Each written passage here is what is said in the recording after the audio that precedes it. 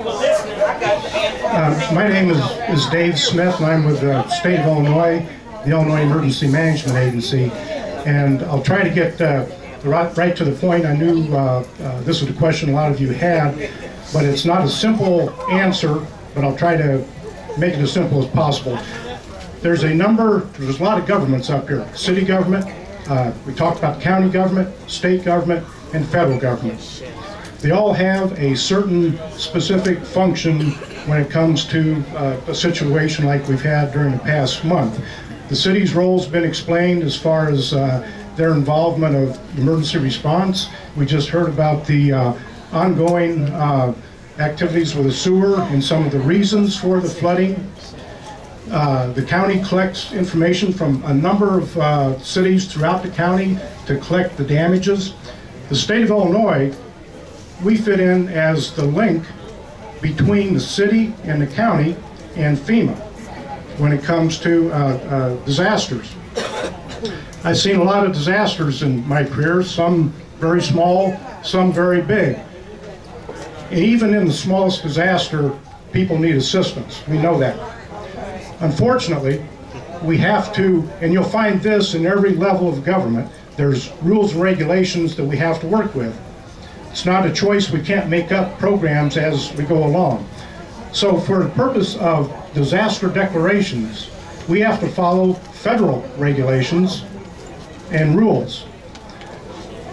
We talked that there was two things mentioned. We heard something about $17 million and reaching that threshold. Well, that's for a program that would provide dollars to the city to help pay some of the costs that they incurred in their response. That's one thing. But you're here for the other program, which is how it would help households that sustain the flooding. Now, the rules and regulations that we deal with, as far as federal disaster declarations are concerned, have a number of factors that FEMA would consider. There's really one that's most important, and that is the level of damage to the residences, whether it's a single family, an apartment, whatever type of residence it is. We look at the big picture statewide when there's a storm, a severe storm. Maybe it impacts 4 or 5 counties, maybe 20 counties, maybe only a part of one county. But for the state of Illinois to be in a position where we could make a request for federal assistance, we're looking at over 200 residences, whether it's an apartment, single-family home, that is destroyed or has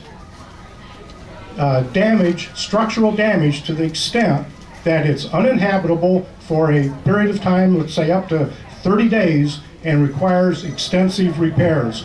So, for example, a tornado that comes through and takes a roof off of a home entirely, that is one that would count. This event, as was described by Mr. Santiago, he explained that the level of damage doesn't reach that threshold. Now, that's in rules and regulations. That's what we have to deal with. In 2008, we had over 250 homes that were either destroyed or had that level of damage in about, I think it was about 13 counties at that time. So this particular storm, or the storms that happened during June, did not cause that level of damage, which puts the state of Illinois in a position that requesting federal assistance is not an option at this point. So what we've been able to do is that we were able to provide assistance, direct assistance, I'll call it, to the city to help remove debris. That helped reduce their costs in debris removal. The state does not have a program that provides that type of assistance to individuals through the Illinois Emergency Management Agency.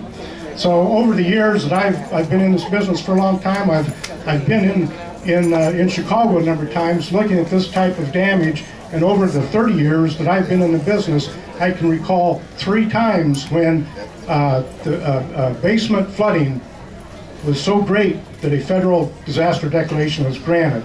There was many other times that we came up and looked at the damage, and it just didn't reach that level that was in the regulation.